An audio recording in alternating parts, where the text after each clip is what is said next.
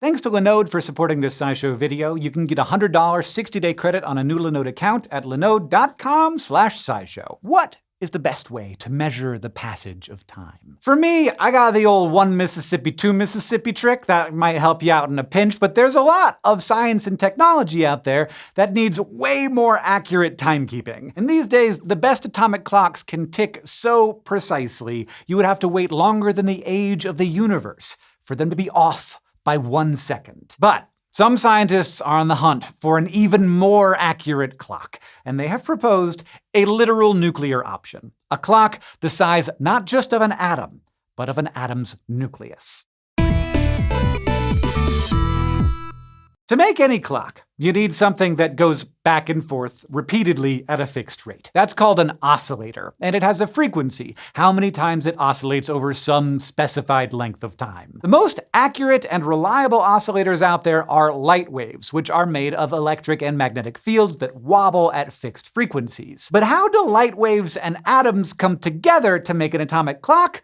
Well, we're gonna have to get a bit quantum mechanical. See, atoms are made of a nucleus surrounded by a swarm of electrons, and those electrons can only exist where they have specific fixed energies. Metaphorically, you can picture these energy levels as rungs on a subatomic-sized ladder. And if you want an electron to climb up or down that ladder, it has to either gain or lose the exact amount of energy that will get it to another rung. Now, electrons are fond of getting that energy by either absorbing or emitting light with the appropriate frequency. Because according to quantum mechanics, the energy and frequency of light are directly related. The lower the energy, the lower the frequency, and vice versa. So to make an atomic clock, scientists take a bunch of identical atoms, like cesium-133, and hit them with a laser. That laser light has a frequency and therefore an energy, and that's as close as possible to the energy needed to bump just one of each atom's electrons up to another rung. Any electrons that do get a boost will eventually shed their excess energy and drop to their original rung.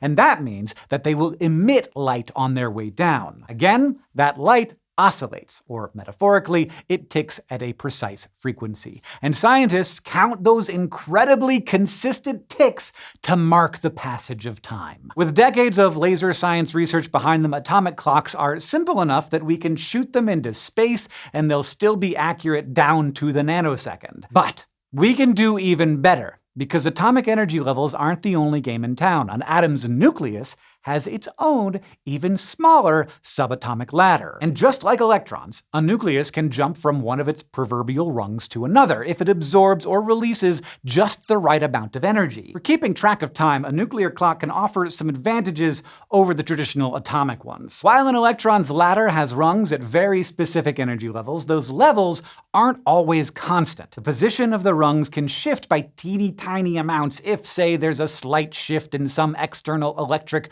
or magnetic field. And if your clock is the size of a single atom, teeny tiny shifts are a big deal and can throw off your timekeeping ability. But nuclear energy levels are less affected by changes going on around them because the protons and neutrons inside an atom's nucleus are so tightly bound together. These super strong bonds can help a nuclear clock tick more steadily than an atomic clock. But there's a catch. It also means the gaps between the energy levels, the distance between the rungs on the ladder, are on a completely different scale. Typically, we're looking at energies that are millions of times greater than what electrons are dealing with. And remember, the amount of energy needed to jump between rungs relates to the frequency of the light we need to shine on them. For the average nucleus, you'd need to blast it not with the microwaves of traditional cesium atomic clocks or the optical lasers that we use with more state-of-the-art clocks that use other elements. No, you would need a laser that shoots gamma rays, the most energetic and highest frequency light out there. And that's just not feasible with current technology. But as luck would have it, there is one nuclear energy gap we know of that could work. It's found in the radioactive element thorium-229. The problem is that while scientists know the gap corresponds to some kind of ultraviolet light, no one's been able to pin down the exact energy. And without knowing that, you can't excite any thorium nuclei inside your fancy new clock. But a big breakthrough came in 2023 when a team at CERN used a somewhat unconventional approach for their experiments. Instead of taking thorium nuclei and trying out a bunch of different laser frequencies to see which one excites them, they started with another radioactive element, actinium-229. These actinium not only decay into thorium-229, they decay in such a way that the new thorium starts out in the excited state scientists were looking for. The team just waited for this excited thorium to de-excite so they could measure the frequency of the light that came out in the process. In theory, this frequency would tell us exactly what a nuclear clock's laser needs to be in order to get some regular thorium in that clock a-tickin'. While these CERN experiments weren't accurate enough to spit out one single perfect frequency to power the world's first nuclear clock, they did drastically narrow down the options for follow-up research. Which is exciting, because it means we can start to imagine cool things to do with nuclear clocks, including more precise GPS and other kinds of extreme precision monitoring. Like maybe people could track tiny movements in tectonic plates that may signal upcoming volcanic eruptions or do state-of-the-art searches for astronomy's